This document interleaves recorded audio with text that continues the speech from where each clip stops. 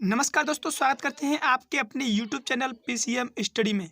तो आज NCERT math class 10th exercise 9.1 का क्वेश्चन नंबर 8 है। बहुत मोस्ट क्वेश्चन लेकर आया हूं आज आपके लिए। तो चलिए क्वेश्चन पढ़ते हैं आज का। तो क्वेश्चन कुछ इस तरह देखिएगा कि एक पेडेस्टल के एक शिखर पर एक 1.6 मीटर ऊंची मूर्ति लगी है और भूमि के एक बिंदु से मूर्ति के शिखर का उन्नयन कोण 60 डिग्री है और उसी बिंदु से पेडेस्टल के शिखर का उन्नयन कोण 45 डिग्री है। तो पेडेस्टल की ऊंचाई ज्ञात कीजिए। आपकी बात बता दूं, आपने पेडेस्टल देखा होगा, जैसे कि चबूतरा बोलते हैं उसे, चबूतरा। वही मैंने पेडेस्टल, यहाँ तक ये पेडेस्टल है, यहाँ तक ये पेडेस्टल है, यहाँ से यहाँ तक पेडेस्टल है। इसके ऊपर एक मूर्ति रखी हुई है, ये 1.6 मीटर की। क्लियर, यही क्वेश्चन में कह रहा है। तो इसकी हाइट मैंने h मान ली है, ठीक है ना। और इसमें कोण दे रखे 45 डिग्री का और 60 डिग्री का, ठीक है ना। देखिएगा, ये दे रखा है 45 डिग्री का और 60 डिग्री का, इसमें दे रखा है। उसी के हिसाब से मैंने यहाँ पे चित्र बना लिया है। तो अब क्वेश्चन को करते हैं। अब तो आप यहाँ पे बात आती है समझने की, आपकी समझ में तो जरूर आया होगा, क्योंकि आपने देखा हो गाँव में एक चबूतरा रखते हैं, चबूतरे को बनाते हैं, उसके ऊपर कोई मूर्ति रखते हैं। कौन से भी यानी मूर्ति कौन सी भी ले लीजिए, तो उसका पहले चबूतरा बनाते हैं। इसी तरह यहाँ तक चबूतरा है, उसके ऊपर एक मूर्ति रखी हुई है। तो यहाँ से कोई व्यक्ति देखता है, यहाँ से देखिए, मैं क्वेश्चन द्वारा पढ़वा देता हूँ एक बार। उसी बिंदु से पेडेस्टल के शिखर का उन्नयन कोण 45 डिग्री, पेडेस्टल की ऊंचाई ज्ञात कीजिए, ठीक है ना। भूमि के एक बिंदु है, यहाँ से इसके पेडेस्टल के शिखर का, पेडेस्टल का जो तल है इसका, जो पेडेस्टल बोलते हैं, पेडेस्टल का शिखर तो ये वाला होगा और भूमि और इसका मूर्ति का शिखर ये वाला होगा। क्लियर, आपकी समझ जरूर आया होगा चित्र। तो चलिए आप क्वेश्चन को करते हैं। तो मैंने यहाँ पर कुछ दिया नहीं था, आधा इसका एक्स मान लिया है। तो चलिए पहले मैं छोटे वाले त्रिभुज में जाता हूँ। यहाँ पर देखिए मैंने लिख दिया है, माना BC एक पेडेस्टल है और CD एक पेडेस्टल पर रखी मूर्ति है। क्लियर, यहाँ मैंने लिख भी दिया है और समझा भी दिया है। तो चलिए अब चलते हैं त्रिभुज में चलते हैं ABC में। पहले छोटे वाले त्रिभुज में चलते हैं ABC। तो लिख लेते हैं त्रिभुज ABC में, ठीक है। ABC में जाएंगे तो क्या हुआ, देखिएगा, ABC में होगा लंब वट्टा आधार। लंब वट्टा आधार किस में होता है, tan में होता है। तो सूत्र लिख देंगे यहाँ पे, tan थीटा इक्वल टू लंब वट्टा आधार। क्लियर, ये सूत्र लगेगा इसमें। अब सूत्र क्या है, अब tan थीटा की वैल्यू कितनी दे रखी है, 45 रखी है।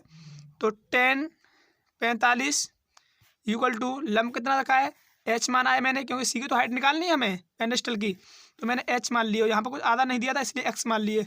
तो आधा कितना है, x। tan 45 की वैल्यू कितनी होती है, 1 होती है, h/x। क्रॉस मल्टीप्लाई करेंगे तो क्या हो जाएगा, x/x इक्वल टू h। ये आ गई हमारी x की वैल्यू, ये x की वैल्यू हो गई।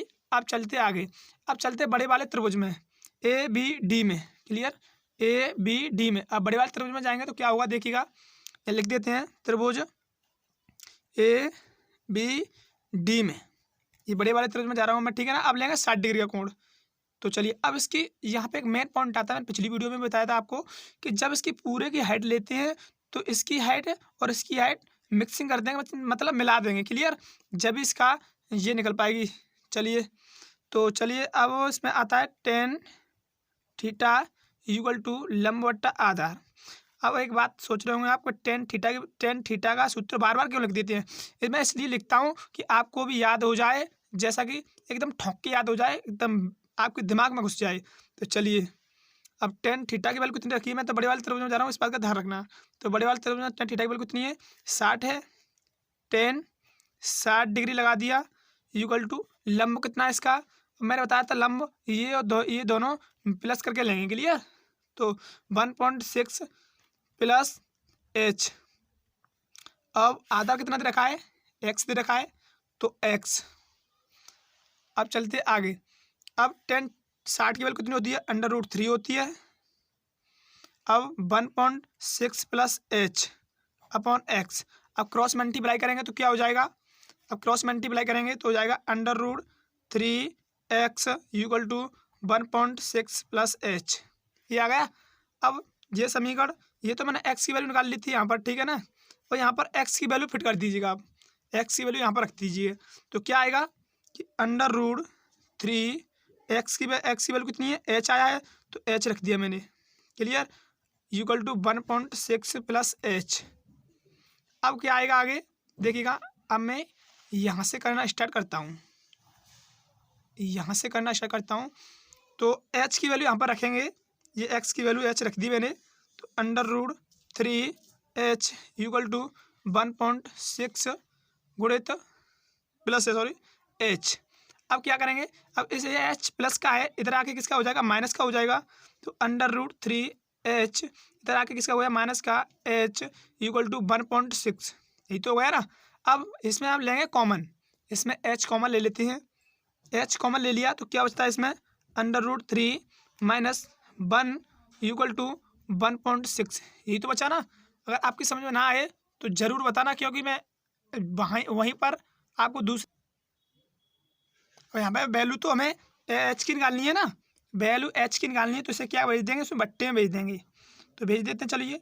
तो एच इक्वल टू 1.6 अपॉन ये आ गया बट्टे में √3 माइनस 1। मैंने आपको पिछली वीडियो में भी बताया था, और इतने भी क्वेश्चन करा रहा हूँ उसके सभी प्लेलिस्ट वीडियो में देख लीजिएगा। मैं सब वीडियो में बता रहा हूँ कि ये बट्टे में अंडर आता है, तो उसे अंडर रूट काटने के लिए उसी के अपोजिट ऊपर नीचे गुणा करते हैं, ठीक है। तो यहाँ पर इससे प्लस माइनस का है, इससे प्लस का ऊपर नीचे मल्टीप्लाई कर देंगे, क्लियर। √3 + 1, देखिएगा मैंने इसके अपोजिट गुणा करके किया है, क्लियर।